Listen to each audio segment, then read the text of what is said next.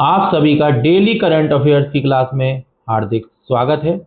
Class को शुरू करने से पहले कुछ बातें जो मैं अपनी हर क्लास में बताने का प्रयास करता हूं, इस क्लास में भी बताऊंगा।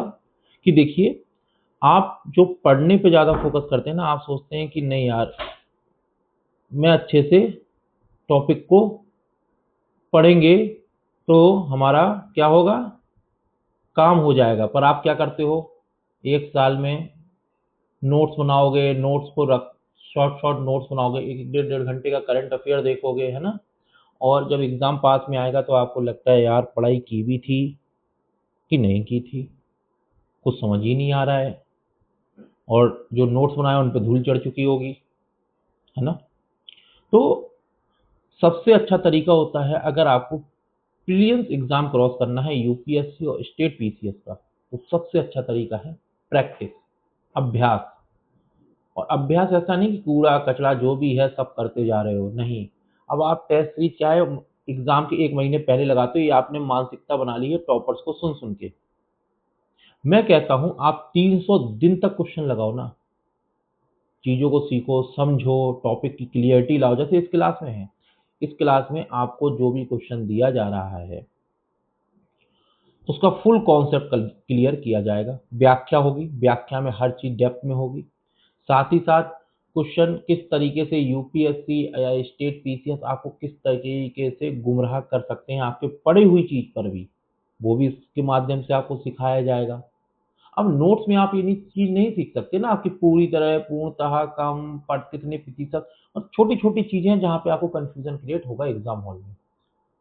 वो क्वेश्चन और प्रैक्टिस के माध्यम आप प्रैक्टिस करते रहिए, आपके अंदर क्या होगा, आत्मविश्वास आता जाएगा। और आप देखिएगा, आप एक क्लास को 2 से 3 महीने कीजिए, फिर उसके बाद प्रीवियस ईयर क्वेश्चन उठाइए यूपीएससी का। मैं कहता हूँ 2023 सबसे डिफिकल्ट था, आप वही पेपर उठाइएगा। आप उस पेपर में भी गारंटी दे रहा हूँ मैं इस चीज की, पहले ही एग्जाम से पहले चेक कर लेना ये चीज, 50 प्लस सही कर ले जाओगे। पर हाँ, आपको 2 से 3 महीने इस क्लास को बराबर रेगुलर लेना होगा। 2000 एमसीक्यू टेस्ट सीरीज जो मेरी चल रही उसको रेगुलर लेना होगा। आपके पास नॉलेज भी आ जाएगी, आपके साथ प्रैक्टिस बहुत अच्छी हो जाएगी आपकी। और जिस दिन प्रैक्टिस अच्छी होगी ना, मैं कहता हूँ पढ़ाई जरूर कम की हो, नॉलेज जरूर कम हो आपको। आप देखिए, ज्यादा नॉलेज वाले आईएएस नहीं बनते हैं, ये बात आप मेरी याद रखिए। तो नॉलेज ज्यादा नहीं चाहिए, आप प्रैक्टिस कितनी बेहतरीन तरीके से करते हो। आपको मैं क्यों कह रहा हूँ कि एग्जाम में जाने पहले 2023 का यूपीएससी का पेपर लगा कर देख लेना एक बार। पर हाँ, 3 महीने तक 2000 एमसीक्यू की सीरीज पूरी करो, डेली करंट अफेयर के एमसीक्यू करो, तो 50 प्लस स्कोर कर ले जाओगे। और कट ऑफ यूपीएससी की 45 48, बहुत से बहुत 50 क्वेश्चन जाती है, आप 50 प्लस में जाओगे। और स्टेट पीसीएस वाले 150 क्वेश्चन आते हैं, 150 क्वेश्चन में जैसे आपकी मैथ रीजनिंग भी आ जाती है उसी में, है ना। पर यूपी पीसीएस का क्या होता है कि जीएस का अलग होता है, सी सेट का वो अलग कराते हैं, 150 वहां पे सीधे जीएस के ही होते हैं। तो आप ये मान के चलिए कि आप वहां पर 85 प्लस क्वेश्चन अगर मेरे साथ जुड़े रहते हो अच्छे से कर ले जाओगे। बाकी मैथ रीजनिंग आप देख लेना, 10 15 क्वेश्चन आ जाओगे कट ऑफ में, है ना। चलिए क्लास शुरू करते हैं। और किसी भी क्लास को शुरू करने से पहले मैंने आप लोगों को 3 चीजें बताता हूँ। इस क्लास में एक बार और बता दूं, आप लोग सुन सुन के बोर हो गए होंगे मुझे पता है, पर मुझे लगता है क्लास को शुरू करने से पहले 1 सेकंड लगता है, बताते रहना चाहिए। पहले गलत पूछा है या सही, आप यहाँ देखो, यहाँ देखो। दूसरा, कथन में 100% आप श्योरिटी लेके जाओ। जो भी ये कथन दे रखे हैं, अब वो कैसे आएगा सर, आप हमें कैसे आएगा, तो हमें कहूंगा आप सिर्फ क्लास करते रहिए, 3 से 4 महीने कीजिए, आपको ये श्योरिटी इतना आना शुरू हो जाएगी कि आप देखते ही कथन या लाइन को काटना और सही करना शुरू कर देंगे। तीसरा सबसे बड़ा गेम होता है किसका, शब्दों का। जैसे कि मैंने आपसे कहा कि प्रैक्टिस आपको यही चीज स्ट्रॉन्ग कर देगी, जो साइकोलॉजिस्ट एग्जाम सेट करवा रहे हैं ना पेपर को, तो इसी तरीके शब्दों से आपको और भाषा से आपको गुमराह कर रहे हैं। जैसे पूर्णतः, पूरी तरह, केवल, सभी, कुछ चीजें लिख देना, कुछ परसेंटेज लिख देना, जिससे बच्चे कंफ्यूज हो जाएं, गुमराह हो जाएं और गलत कर दें पड़ा हुआ भी। तो ये सब 90% केस में तो क्या होंगे, गलत होते हैं। पर 10% केस में क्या होते हैं, सत्य होते हैं। अब जहां ये सत्य होते हैं वहां मैं आपको क्या करूंगा, कथनों के माध्यम से मेरी क्लास में 100% कवर कर दिए जाएंगे, 10% सब, है ना। चलिए, आज के द हिंदू में निवारक निरोध के ऊपर आर्टिकल्स हैं, ठीक है। और हमारे लिए क्या काम का है, हमने वो निकाल लिया। मेंस की आंसर राइटिंग में 6-7 हजार क्वेश्चन की आंसर राइटिंग कराऊंगा मैं। जब आप अधिक मेरे को सपोर्ट करें, इस चैनल को सपोर्ट करें, मेरी स्मार्ट अप्रोच अच्छी लगती है, तब तो मैं वहां मेहनत करूं। तो ये आप लोगों का फर्ज बनता है कि आप लोग कितना सहयोग दे रहे हैं इस चैनल को। टेलीग्राम, इंस्टाग्राम, फेसबुक, हर जगह ये लिंक डाल दीजिए। जितने जल्दी इस चैनल को आप ग्रो कराएंगे, सब्सक्राइबर बढ़वाएंगे, उतने जल्दी मेरे अंदर और मोटिवेशन आएगा कि नहीं, बच्चे पसंद कर रहे हैं चीज़ों को, मैं और बेहतरीन तरीके से मेंस की क्लास, पॉलिटी, इकोनॉमी, बहुत अच्छे एनसीईआरटी प्लस बेसिक 60-65 पेज में एकदम प्री मेंस के नोट्स तैयार कराना, सब कुछ बेहतरीन से बेहतरीन कराऊंगा आपका। चलिए, निवारक निरोध आपने कई बार सुना होगा। जैसे कि आर्टिकल 370 जब हटाया गया था, तब जम्मू कश्मीर में भी इनको, कुछ लोगों को निवारक निरोध में रखा गया था। तो निवारक निरोध होता क्या है, आपने लक्ष्मीकांत में कई बार पढ़ा होगा, आर्टिकल 22 पढ़ा होगा अच्छे से।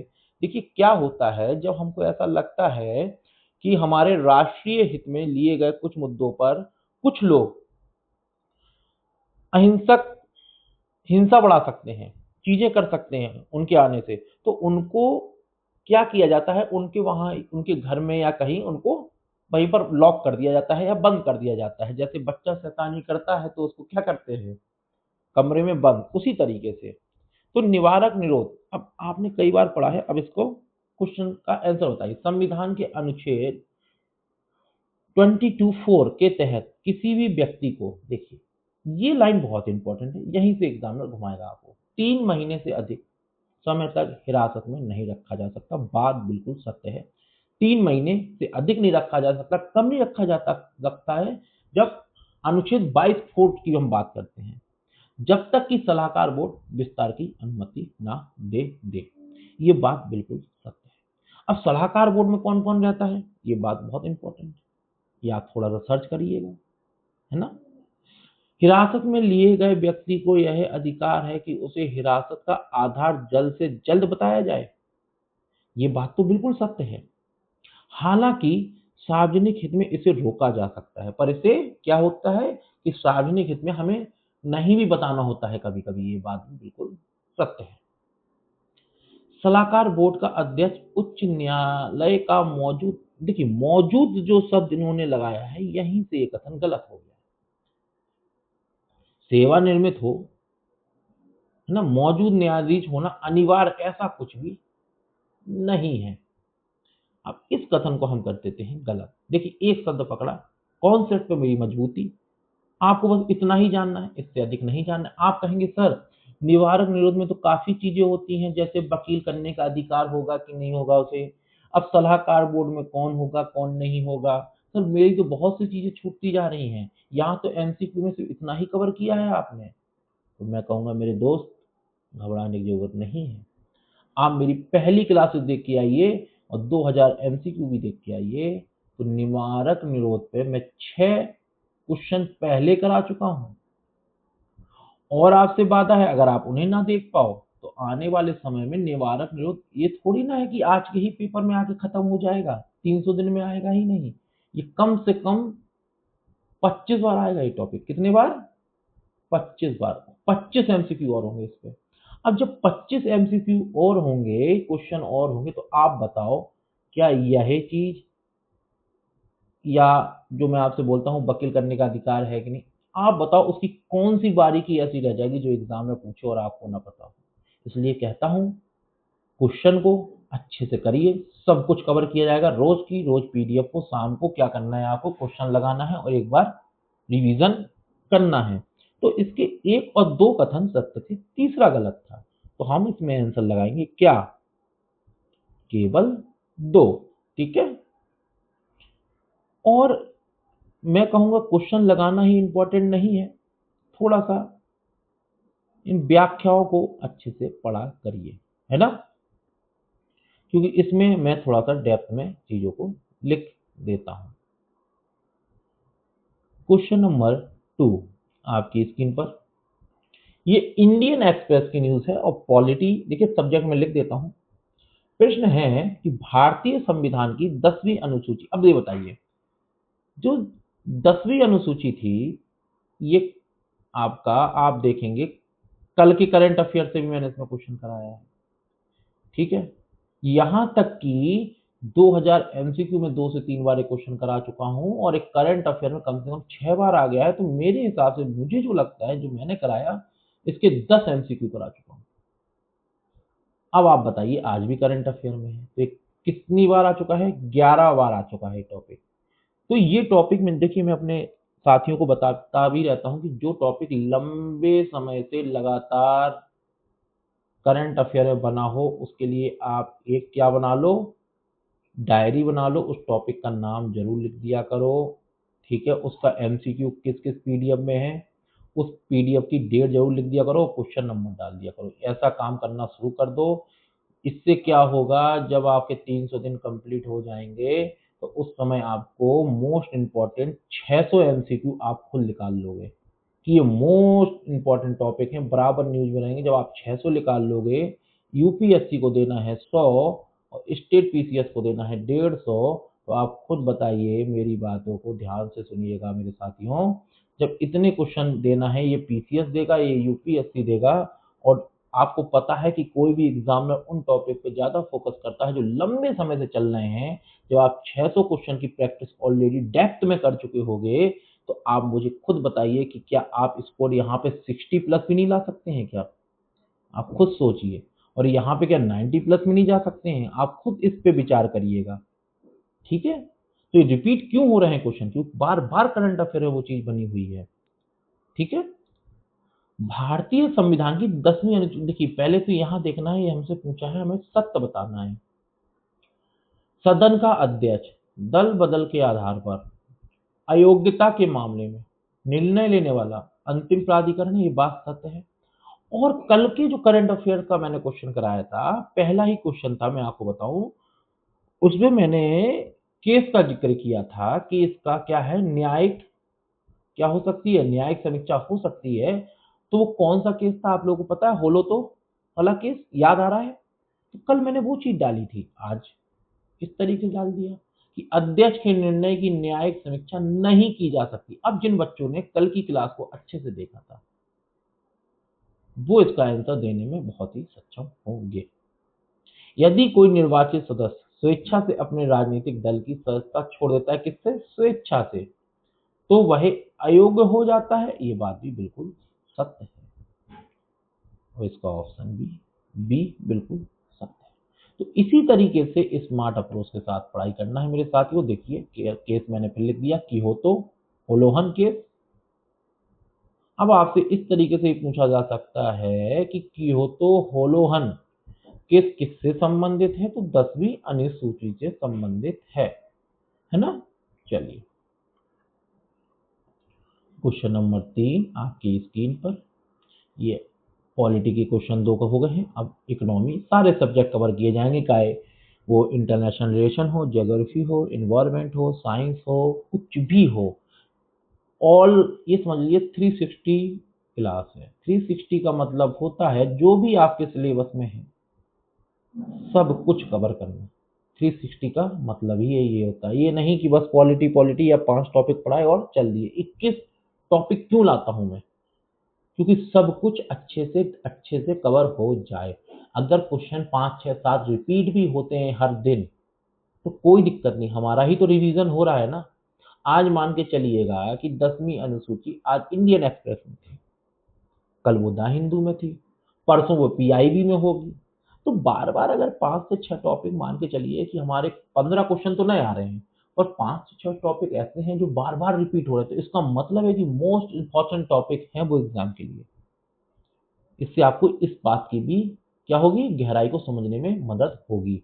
ये आप जब आप नोट्स बनाते हो ना, एक डेढ़ डेढ़ घंटे की क्लास को देख के, उससे ये चीज आपकी क्लियर नहीं होती है, ना मैगजीन पढ़ने से क्लियर होती है, क्योंकि बहुत सारा मटेरियल होता है, तो आप उसको टैकल नहीं कर पाते हैं। तो रोज टैकल करिए। तो पीआईबी की न्यूज है, प्रेस इंफॉर्मेशन की न्यूज से क्वेश्चन बनाया हुआ है कि प्रेडेंशियल नॉर्म्स ऑन कैपिटल एडिक्वेंसी, इसके विषय में हमें क्या बताना है? सही बताना है। अब ये होता क्या है, पहले तो सवाल हमारा यही है, तो क्वेश्चन पहले पढ़ते हैं। रिजर्व बैंक ऑफ इंडिया ने हाल ही में बासेल थर्ड मानदंडों के अनुरूप कॉमर्शियल बैंकों के लिए पूंजी पर्याप्तता ढांचे में संशोधन किया है। बिल्कुल किया है। टीयर 1 पूंजी में बैंक की मुख्य पूंजी जैसे शेयर पूंजी को घोषित, देखिए मुख्य पूंजी होती है कौन सी? टीयर 1, भंडार शामिल होते हैं, ये बात भी सत्य है। पूंजी पर्याप्तता अनुपात का उद्देश्य जमाकर्ताओं की रक्षा करना और बैंकिंग प्रणाली की स्तर, देखिए अब आपसे एक क्वेश्चन डायरेक्ट भी बन सकता है कि पूंजी पर्याप्तता अनुपात क्या होता है या इसका उद्देश्य क्या होता है। तो आप हमेशा याद रखना, आप बैंक जाते हो, आप क्या करते हो? अपना पैसा जमा करते हो कि नहीं करते हो? फिर बैंक क्या है? उसका लोन देती है। लोन कुछ तो चुक जाता है, कुछ नॉन परफॉर्मिंग एसेट हो जाता है जो वापस नहीं आता। तो ये क्या होता है कि जो आपने जमा किया और बैंक की प्रेजेंट टाइम में क्या स्थिति है, किसी एनपीए की, या किस तरीके से उन्होंने चीजों को कवर कर रखा है अच्छे से, उसका अनुपात होता है पूंजी पर्याप्तता अनुपात। तो लिखा हुआ है ना, जमाकर्ताओं की रक्षा करना और बैंकिंग प्रणाली की स्थिरता सुनिश्चित करना। ठीक है, तो ये तो तीनों ही कथन सत्य हैं। चलिए ये देखिए,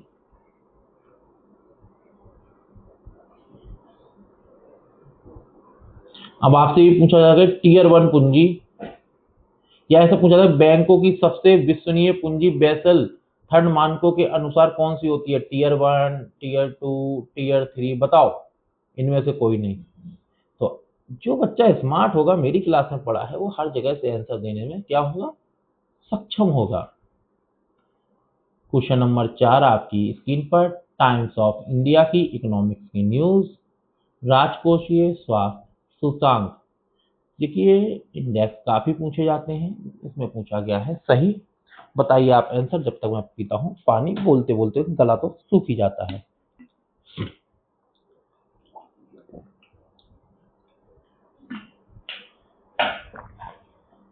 बताइए इसका आंसर। इसे नीति आयोग द्वारा जारी किया जाता है। हाँ बिल्कुल सत्य बात है, और उसको याद रख लेना। यहाँ पर क्या होगा? मंत्रालय या कोई चीज आपको दे दी जाएगी, अगर आप याद नहीं रखोगे तो आप गलत कर जाओगे। राजकोषीय स्वास्थ्य सूचांक कौन जारी करता है? नीति आयोग। डायरेक्ट भी पूछा जा सकता है, तो डायरेक्ट भी याद रखना। उड़ीसा ने इस सूचांक में, देखो ये पूछा जा सकता है कि राजकोषीय स्वास्थ्य सूचांक में प्रथम स्थान किस राज्य ने प्राप्त किया? ये पीसीएस वालों को बता रहा हूं, डायरेक्ट इस तरीके से आपसे पूछा जा सकता है। ये बात भी बिल्कुल सत्य है। यह सूचांक राज्यों के कर्ज की स्थिति और राजस्व संग्रहण क्षमता पर आधारित है। ये बात भी बिल्कुल सत्य है। इसका ऑप्शन डी बिल्कुल सत्य है। तो आप देखिए कितनी स्मार्ट अप्रोच के साथ, देखिए अगर बीपीएससी होती है ना, जो BPSC Bihar public service commission, वो थोड़ा सा क्या है, स्टूडेंट्स के मजे लेना चाहता है। तो वो ये पूछ देगा कि राजकोषीय स्वास्थ्य सूचांक 2026 में उड़ीसा ने इसमें प्रथम स्थान प्राप्त किया है। भाई कितने अंकों के साथ प्रथम स्थान प्राप्त किया है? देखिए मैं देखा हूं प्रीवियस ईयर क्वेश्चन, देखिएगा बीपीएससी ऐसा ही करती है। तो ये भी मैं दे देता हूं कि देखिए भाई बिहार वालों, संभल के बीपीएससी से, बीपीएससी जो ना कर दे, है ना। चलिए क्वेश्चन नंबर 5 आपकी स्क्रीन पर, बताइए इसका आंसर। ऑल इंडिया न्यूज से है, जियोग्राफी का क्वेश्चन है। अभी ईरान और इजराइल का आप देख ही रहे, उसके उपलक्ष्य में ये सब चीजें ही आ रही हैं। स्ट्रेस ऑफ हॉर्मुज, इसको मैंने बहुत पहले भी करा दिया है, फिर से करा रहा हूं क्योंकि न्यूज में है, अभी ऑल इंडिया रेडियो में था तो मुझे कराना पड़ेगा। बताइए इसका आंसर। सही पूछा है, सही बताना है। स्टेट ऑफ हॉर्मुज के भौगोलिक महत्व पर विचार कीजिए। यह फारस की खाड़ी की को ओमान की खाड़ी से जोड़ता है, ये बात बता चुका हूं। यह ईरान और ओमान के बीच स्थित है। हॉर्मुज, ठीक है, जल डमरू मत आपकी किसमें? ईरान और ओमान के बीच में ही स्थित है। वैश्विक तेल व्यापार का लगभग 20%। अब देखिए यहाँ क्या करेगा आपसे, 80 से 90% कर देगा, और आप इस चीज से नहीं रूबरू हो। अब आपको दो कथन तो बहुत अच्छे से पता है, ये देखिए ये चीज मैंने नए तरीके से शामिल की है, ये बात भी बिल्कुल क्या है, सत्य है। 20% इसी जल डमरू मत से गुजरता है, और ये कम से कम 5 से 7 बार हर एक न्यूज में, the press information bureau, the Hindu, Indian express, सब में आ चुका है, लगातार आ रहा है। तो ये बात याद रखना। अब अपनी डायरी उठाना, ठीक है, और डायरी नहीं बनाई तो आज से ही बनाना, कोई कुछ नहीं बिगड़ा है बच्चों, सुनिए मेरी बात। उसमें लिखना 10वीं अनुसूची, ठीक है, फिर लिखना हॉर्मूज, ठीक है। ये ऐसे टॉपिक लिखते जाओ। मैं ये नहीं कह रहा कि इन पे तुम नोट्स बनाओ, बस टॉपिक का नाम तो लिख सकते हो ना, टॉपिक का नाम ऐसे ऐसे लिखते जाओ। क्यों लिखते जाओ? और क्लास डाल दो कि 13 मार्च की क्लास, ठीक है, और उसके बाद एक एमसीक्यू डाल दो, किस नंबर पर वो एमसीक्यू था। इस तरीके से आप करते जाओगे तो आप यह देखने का प्रयास करोगे कि आपके पास, मैंने अभी पिछले डायरी बताया आपको, 600 मोस्ट इंपॉर्टेंट टॉपिक आपकी डायरी में होंगे, वहीं से क्वेश्चन आएंगे। क्योंकि जो चीज लंबे समय से हर एक न्यूज में बनी रहती है ना, ये All India Radio, press information, the Hindu, हर जगह, वो पक्का आना ही आना है। चलिए, गैस पे चल रहा है अभी बहुत विवाद, तो चलते हैं द हिंदू। प्रश्न है, भारत में सिटी गैस डिस्ट्रीब्यूशन नेटवर्क के विस्तार। देखिए आप सोचेंगे कि मैं सादा क्वेश्चन बनाऊंगा या जो चीजें चल रही है उस पर नहीं, थोड़ा सा डेप्थ में जाऊंगा। सिटी गैस डिस्ट्रीब्यूशन, जैसे यूपीएससी जाता है, नेटवर्क के विस्तार के संदर्भ में तथ्यों पर विचार करें, पूछा हमसे, सही है। बताइए इसका आंसर। हाल ही में नीलगिरी और इरोड जिलों में पीएनजी कनेक्शन के लिए आधारशिला रखी गई है। बिल्कुल रखी गई है, पेट्रोल नेचुरल गैस नीलगिरी और इरोड में रखी गई है। पीएनजी को परिवहन के लिए सिलेंडरों की आवश्यकता नहीं होती, यह एलपीजी की तुलना में सुरक्षित मानी जाती है। ये लाइन बिल्कुल याद रखना, एलपीजी की मुकाबले सुरक्षित मानी जाती है, ये बात बिल्कुल सत्य है। पेट्रोलियम और प्राकृतिक गैस नियामक बोर्ड इसका नियामक निकाय है, ये बात भी बिल्कुल सत्य है। यहाँ पर आपको गुमराह करने के लिए यूपीएससी क्या कर सकता है, गेल, है ना। तो ये बात याद रख लेना, पेट्रोलियम और प्राकृतिक गैस नियामक बोर्ड ही इसका नियामक निकाय है। बाकी ये देखो, आपको नीचे मैंने व्याख्या क्वेश्चन के दी है। प्रेस इंफॉर्मेशन ब्यूरो में खबर थी, और ये आपके हिस्ट्री से संबंधित खबर है। होला मोहल्ला उत्सव के संदर्भ में विचार करें, बताइए इसका आंसर। यह सिखों का एक प्रमुख त्योहार है जिसकी शुरुआत गुरु गोविंद सिंह जी ने की थी। देखो, आपको मैं एक चीज और बता दूं कि इस तरीके से ही पूछा जा सकता है कि हाल ही के समाचारों में रहा होला मोहल्ला किस एक धर्म से संबंधित है? बौद्ध धर्म, जैन धर्म, सिख धर्म, या कौन सा, शैव धर्म? बताओ किससे संबंधित है। अगर पीसीएस पूछेगा तो इस तरीके से पूछेगा, यूपीएससी पूछेगा थोड़ा सा डेप्थ में जाएगा इस पे, ठीक है। चलो बताओ इसका। ये बात बिल्कुल सत्य है, इसे गुरु गोविंद सिंह जी ने शुरू किया था। होला मोहल्ला को सिखों का एक प्रमुख त्योहार है। इसे होली के अगले दिन मनाया जाता है, और इसमें सैन्य कौशल का मतलब गटका, गटका मतलब क्या होता है, सैन्य कौशल। अब देखिए इस तरीके से पूछा जा सकता है कि गटका क्या होता है, तो ये सैन्य कौशल का प्रदर्शन होता है। इसका मुख्य आयोजन आनंदपुर साहिब में होता है। बात तीनों ही सत्य है, याद रखिएगा। क्वेश्चन नंबर 8 आपकी स्क्रीन पर इंडियन एक्सप्रेस से हिस्ट्री का क्वेश्चन निकाला गया है, बताइए इसका आंसर। भारतीय इतिहास के औपनिवेशिक नरसंहारों के संदर्भ में निम्नलिखित बिंदुओं पर विचार करें। कितने शहीद सम्मिलित हैं? जलियांवाला नरसंहार सबको याद होगा, ये बात बिल्कुल सत्य है। मानगढ़ पहाड़ी नरसंहार, बताओ मानगढ़ पहाड़ी नरसंहार कहाँ? राजस्थान का जलियांवाला कहा जाता है, तो ये बात भी सत्य है। ये तो अभी लेटेस्ट चीज है, ये कहाँ इतिहास की चीज हो गई? बी ऑप्शन बिल्कुल सत्य है। तीसरा गलत है। तीसरा क्यों गलत है ये देखो, ठीक है। क्वेश्चन नंबर 9 आपकी स्क्रीन पर। आज क्लास जाएगी थोड़ी लंबी, इसी तरीके से आराम से पढ़ेंगे, हंसते खेलते जाएंगे। स्रोत है प्रेस इंफॉर्मेशन ब्यूरो। प्रश्न है, state of India environment 2026 report के अनुसार, ठीक है, भारत में 2025 के दौरान 99% दिनों में चरम मौसमी घटनाएं, देखो बिल्कुल सत्य बात है, बिल्कुल सत्य बात है ना। हिमाचल प्रदेश और मध्य प्रदेश चरम मौसम से, देखो ये बिल्कुल याद रखना है ना। कौन से राज्य सबसे ज्यादा प्रभावित हैं, ये बात तो गलत है। रिपोर्ट के अनुसार वायु गुणवत्ता निगरानी नेटवर्क का विस्तार छोटे शहरों तक करना अनिवार्य है, बिल्कुल अनिवार्य कर दिया गया है। इसका ऑप्शन है सी। अब देखिए दूसरा मैंने क्यों कहा है कि उसको बिल्कुल अच्छे से याद रखिएगा, ये देखिए रिपोर्ट के अनुसार मध्य प्रदेश, केरल, उत्तर प्रदेश जैसे राज्य अधिक प्रभावित थे, ना कि हिमाचल, ठीक है। इन तीनों राज्यों को अच्छे से याद रखिएगा। क्वेश्चन नंबर 10 आपकी स्क्रीन पर। द हिंदू से इन्वायरमेंट, देखिए आप देख रहे होंगे सारे सब्जेक्ट को बहुत अच्छे से। साइलेंट वैली मैंने बहुत 1 महीने पहले पढ़ाया था, ये अब आया है न्यूज में। बताइए इसका आंसर। यह केरल के पलक्कड़ जिले में स्थित है, बिल्कुल बात सत्य है। यहाँ हाल ही में हुई गणना में 192 पक्षी प्रजातियां दर्ज की गई हैं। यहाँ कुंती पूछा, देखो ये बहुत इंपॉर्टेंट चीज है, जलग्रहण क्षेत्र में स्थित। अब देखिए आपसे ऐसे पूछा जा सकता है कि साइलेंट वैली जो कि केरल में स्थित है, वह किस एक नदी का जलग्रहण क्षेत्र है। तो आपके लिए ये क्वेश्चन डिफिकल्ट हो जाएगा, मैं बता रहा हूं, इसलिए इसको याद रखना। कुंती पूछा नदी, ठीक है। क्वेश्चन नंबर 11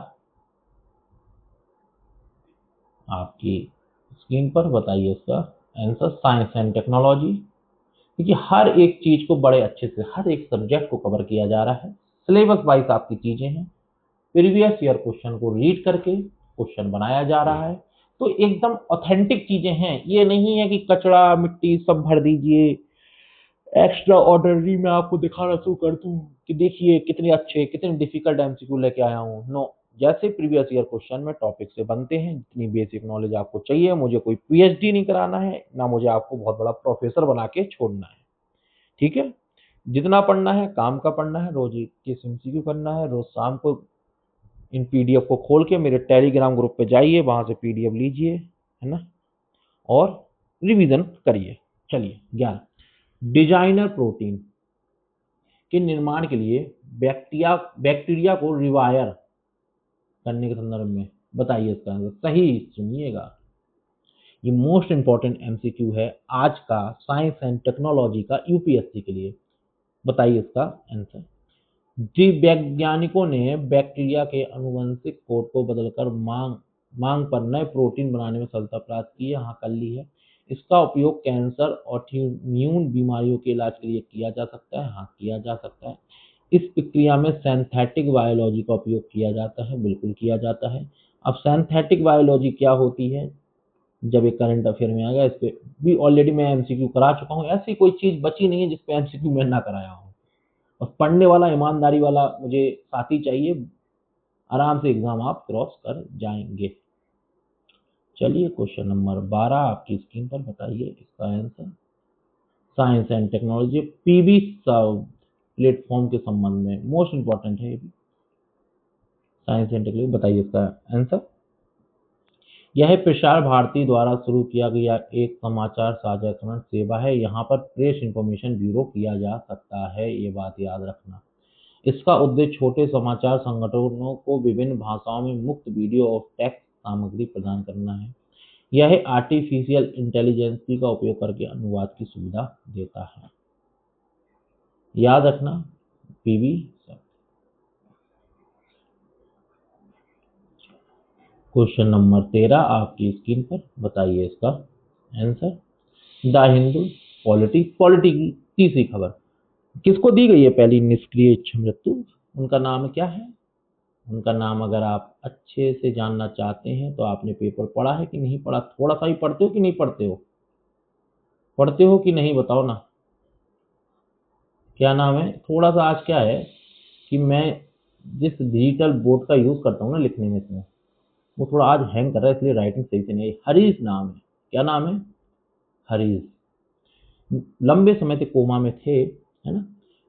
और इच्छा मृत्यु पर तो GS4 GS2 mains answer writing का मोस्ट इंपॉर्टेंट टॉपिक है ये।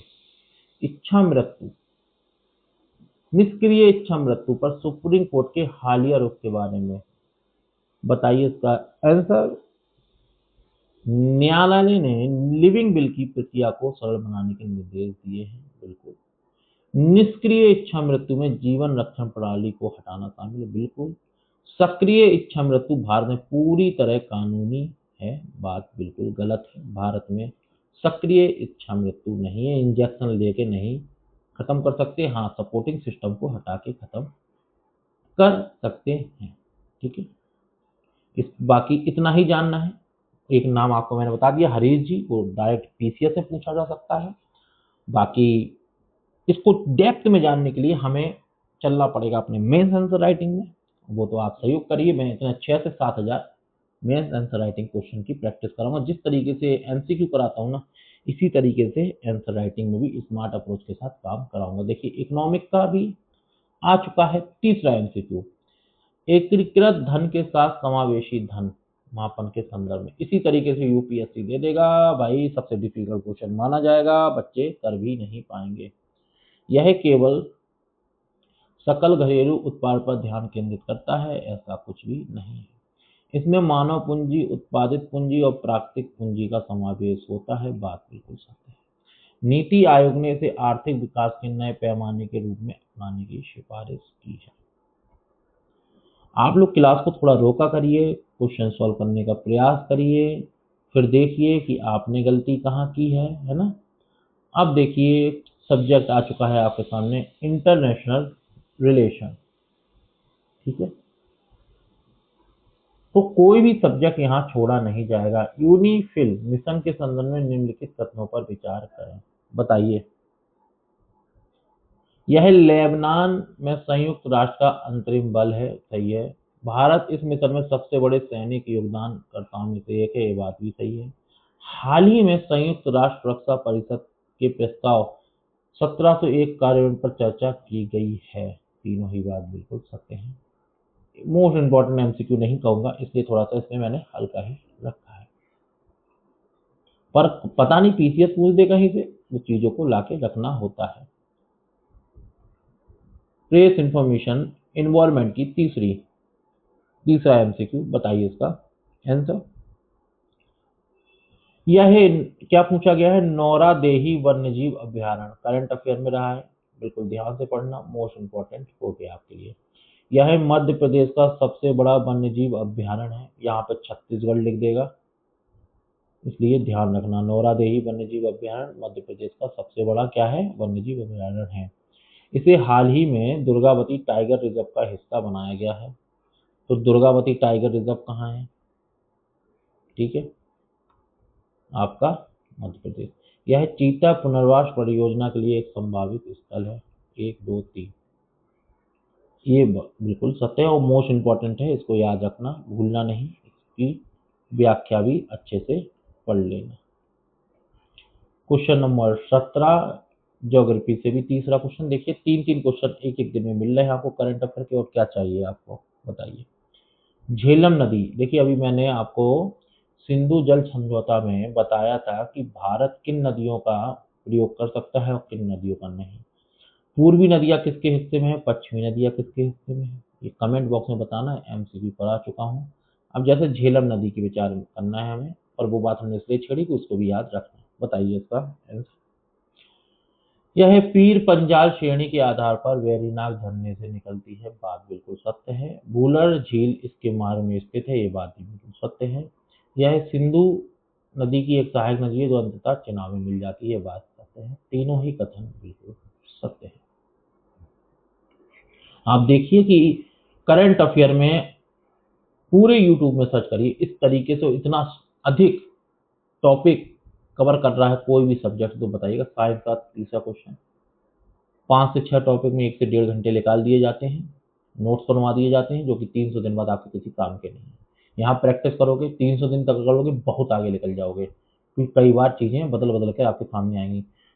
सूर्य ग्रह 2024 YR4, अभी आपसे यही पूछा जा सकता है कि हाल ही के समाचार पत्रों में रहा YR4 क्या है, तो क्या है? सूर्य ग्रह। यहीं से क्वेश्चन बन जाएगी।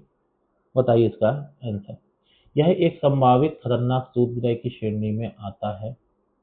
नासा के अनुसार यह मार्च 2026 में पृथ्वी के बेहद करीब से गुजरेगा।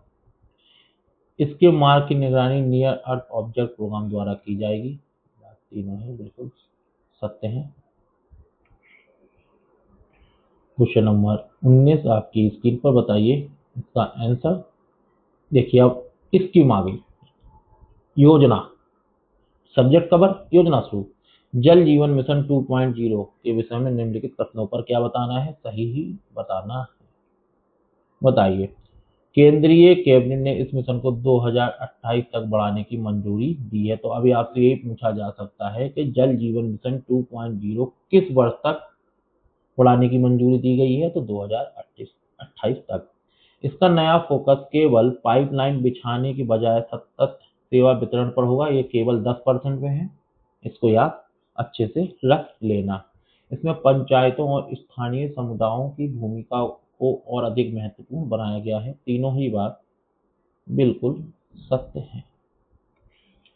चलिए क्वेश्चन नंबर 20 आपको आंसर भी दिख गया, आंसर दिख गया। चलो चलो, कोई ना दिख जाना, कभी कभी दिख जाना चाहिए। विश्व असमानता रिपोर्ट, देखिए एक रिपोर्ट शामिल की गई है सारे खबरों को कवर करके। इस क्लास में 360 डिग्री आपको हर एक चीज उपलब्ध होती है। भारत में 10% आबादी राष्ट्रीय आय का 58% हिस्सा अर्जित करती है। बात बिल्कुल सत्य कही गई है। भारत में संपत्ति की असमानता आय की असमानता से भी अधिक है। बिल्कुल, कुछ लोगों के पास बहुत जमीन है, कुछ के पास घर ही नहीं है रहने को। ये बात बिल्कुल गलत है। यहीं से आपको गुमराह किया जाएगा। और मेरी क्लास में जो भी साथी पढ़ रहे हैं उनको गुमराह कोई नहीं कर सकता है। वर्ल्ड इनइक्वालिटी लैब द्वारा जारी की जाती है। इसका भी एमसीक्यू बहुत पहले करा चुका हूं, है ना, 20 क्वेश्चन का, तो इम्पोर्टेंट है वो। भारत टैक्स 2026 कार्यक्रम का उद्देश्य क्या है? बताइए। भारत का वैश्विक कपड़ा निर्यात के केंद्र में रूप में स्थापित करना, बिल्कुल सही बात है। 5F विजन, देखो अभी आपसे ये पूछा जाता है कि 5F विजन किस एक क्षेत्र से संबंधित है? ठीक है, याद रखना, बढ़ावा देना, तकनीकी वस्त्रों के क्षेत्र में नवाचार को प्रोत्साहित करना। तीनों ही बात सत्य है। अब आप मुझे बताइएगा कि आज की क्लास की स्मार्ट अप्रोच आपको कैसी लगी। लाइक करिएगा, शेयर करिएगा और कमेंट जरूर करिएगा मेरे साथियों। मुझे पता होना चाहिए कि कौन कौन ये क्लास पूरी देख रहा है। अच्छे से देखिए, ईमानदारी से काम कर रहा है, और अपनी सिटी का नाम जरूर डालिएगा कि मैं भी देखूं कहाँ कहाँ से मेरे साथी इस चैनल के माध्यम से चीज़ों को पढ़ रहे हैं। और अपना पूरा प्रयास करिए इस चैनल को आगे बढ़ाने में। मैं फिर बहुत ही जल्द आपके लिए फ्री ऑफ कॉस्ट सब मेंस आंसर राइटिंग, एथिक्स, निबंध, GS1, GS2, GS3, GS, सब कुछ A to 10 optional subject, CSET, सब कुछ कवर हो गए हैं। बस जल्दी से इस चैनल को ग्रो कराइए, ये जिम्मेदारी आपकी है। धन्यवाद।